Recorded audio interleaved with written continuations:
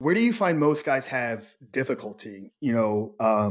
Pain, passion, play, or the priorities? Like, which one presents the biggest challenges to men in this process? Pain and play, right? So they've been afraid to step into the conversations, those caves where all of those fears and anxieties and guilt and shame live.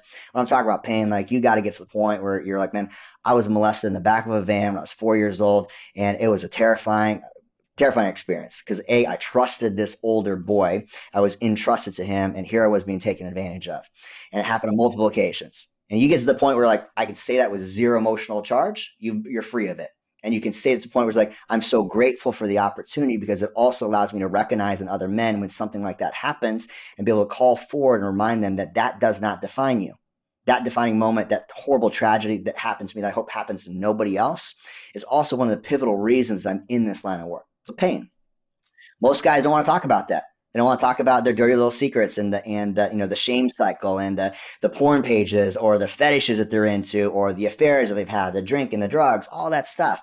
If you can't talk about the things that you don't want to be on Instagram or your grandma or your mama to see or someone else to find out about, you're still living in the darkness. But your pain becomes your purpose. Your misery becomes your ministry. So when you get to the point where you've got a shared relationship, imagine your program. One of the best ways you guys get breakthroughs is being able to get it off their chest, right? Talk about it. And you talk about it, and it's like, man, I got freedom for the first time in my life. And you got that freedom, and you realize, cool, now what?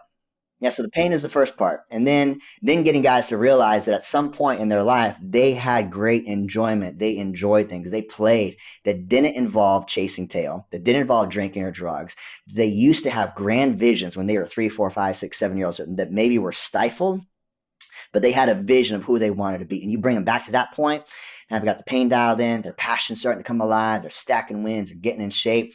They realize, oh man, yeah, I want to go back. I want to do that. That's where we get to rebuild from.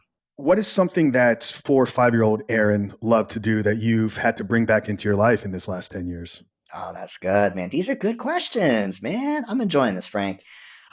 Creativity and art.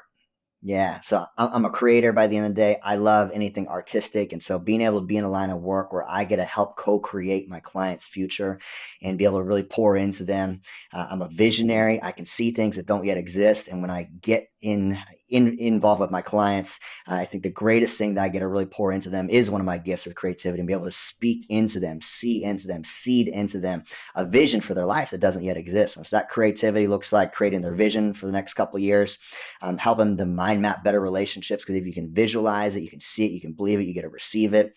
And then also living that art of my life right now. I'm in a great relationship, and I'd say that my lady is my muse in a lot of respects. And so, being able to be her photographer, we got date nights, and I get to be, just the paparazzi and snap some photos and enjoy that. But art for sure, man, bringing art into my life.